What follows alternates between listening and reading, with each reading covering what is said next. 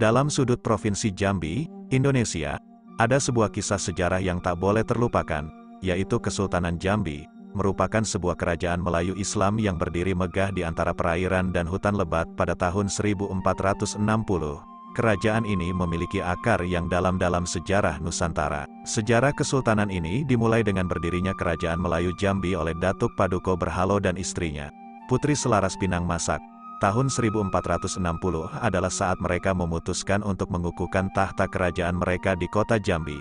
Namun, transformasi besar terjadi pada tahun 1615, ketika seorang pangeran yang berasal dari Kedah naik tahta dan dengan bangga menggunakan gelar Sultan Abdul Qahar.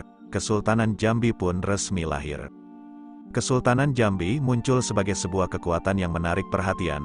Pada tahun 1616, pelabuhan Jambi menjadi yang terkaya kedua di Pulau Sumatera, hanya kalah dari Aceh.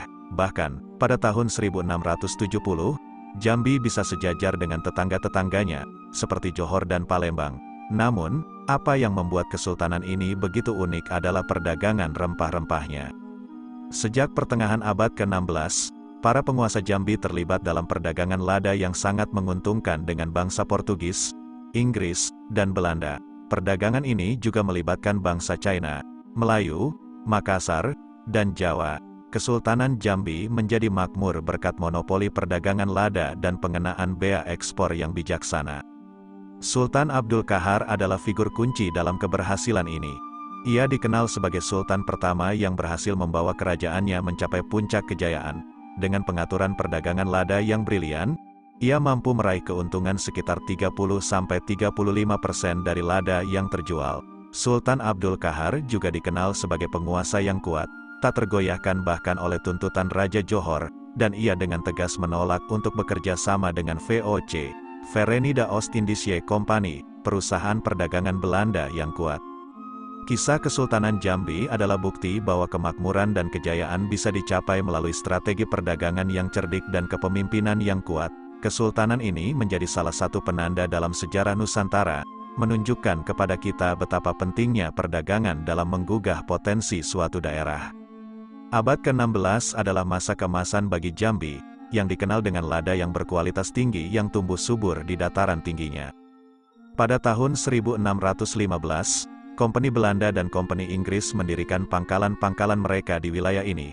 Jambi pada saat itu menjalin persekutuan dengan Johor, tetapi perpecahan tak terhindarkan ketika hak atas kontrol Kuala Tungkal, sebuah kawasan penting di perbatasan Jambi dengan Indragiri yang menjadi pintu masuk ke daerah pedalaman dengan tanaman lada, menjadi perdebatan hangat.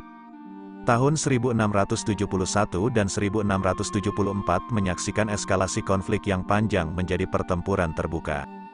Orang laut yang tunduk pada penguasa Jambi merampok kapal-kapal di perairan Johor, sementara orang laut dari Johor melakukan serangan serupa di wilayah Jambi.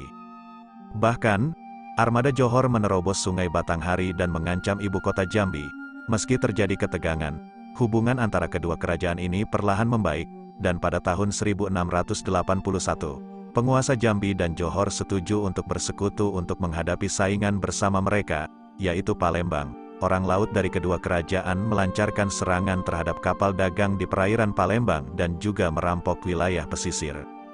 Kesultanan Jambi mulai menghadapi tantangan serius ketika VOC, perusahaan dagang Belanda, mencoba mengenakan monopoli perdagangan. Sultan Abdul Qahar menolak tawaran ini, memilih turun tahta dan memberikan kekuasaan kepada Pangeran Depati Anom atau Sultan Agung. Ini adalah awal dari perjanjian pertama antara Kesultanan Jambi dan VOC, yang memulai proses kemunduran bagi kerajaan. Sayangnya, kejayaan Jambi tidak berlangsung lama. Pada tahun 1680-an, Jambi mulai kehilangan statusnya sebagai pelabuhan lada utama setelah pertempuran dengan Johor. Tidak hanya itu, penyelundupan, utang, dan campur tangan Belanda dalam politik kerajaan semakin memperburuk situasi. Pada masa pemerintahan Sultan Taha Saifuddin, Kesultanan Jambi menghadapi tekanan lebih lanjut dari Belanda.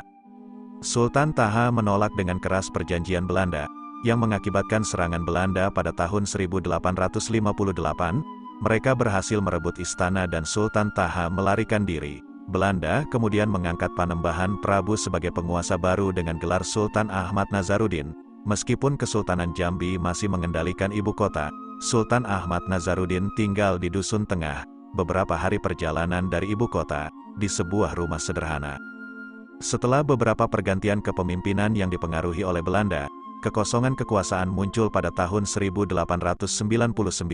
Setelah Sultan Zainuddin dicopot oleh Belanda, Pangeran Ratu Martaningrat, keturunan Sultan Taha, kemudian menyerah kepada Belanda pada tahun 1903, dan Jambi akhirnya digabungkan dengan Keresidenan Palembang.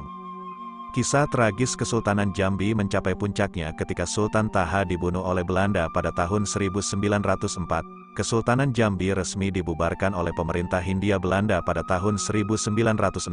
Mengakhiri salah satu episode paling menarik dalam sejarah Nusantara, Jambi kemudian ditetapkan sebagai Keresidenan Jambi, menghilangkan identitas kesultanan yang dulu pernah berjaya.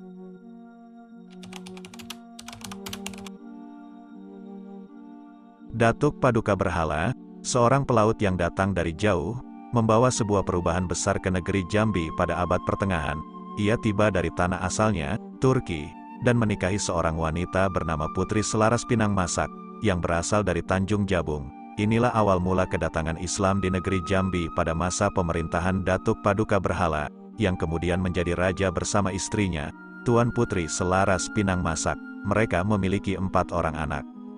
Periode ini berlangsung hingga sekitar tahun 1480 Masehi, ketika Putri Selaras Pinang Masak berakhir masa pemerintahannya di Kerajaan Melayu Jambi. Pemerintahan dilanjutkan oleh putra sulungnya, Orang Kayo Pingai, yang memerintah dari tahun 1480 hingga 1500 Masehi.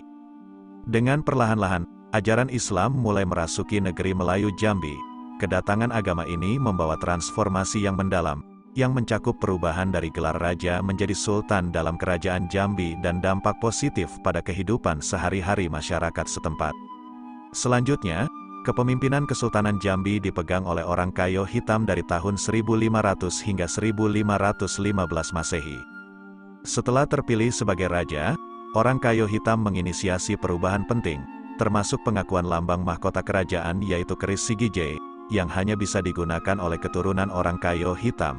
Kepala Dewan Orang Kerajaan, Orang Kayo Pingai, juga diturunkan secara turun-temurun, begitu juga dengan Orang Kayo Pedataran, yang menjadi panglima perang, dan Orang Kayo Gemuk, yang bertugas mengatur kaum wanita dari beberapa daerah untuk dapur kerajaan.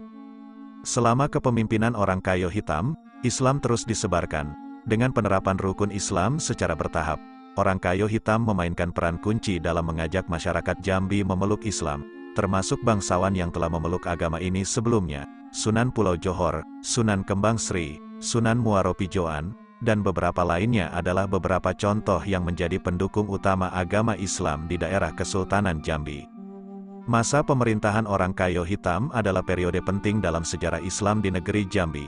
Ia tidak hanya membangun pemerintahan Islam, tetapi juga berhasil mengislamkan masyarakat Melayu. Penduduk kerajaan Jambi secara sukarela memeluk agama Islam setelah pengumuman yang dikeluarkan oleh Orang Kayo Hitam. Orang Kayo Hitam adalah tokoh yang menjadi pionir penyebaran Islam di negeri Jambi. Ia berhasil mengislamkan banyak individu, termasuk Sunan Muaro Pijoan, Sunan Kembang Sri, Sunan Pulau Johor, dan lainnya, yang selanjutnya berperan dalam menyebarkan ajaran Islam ke seluruh daerah Kesultanan Jambi.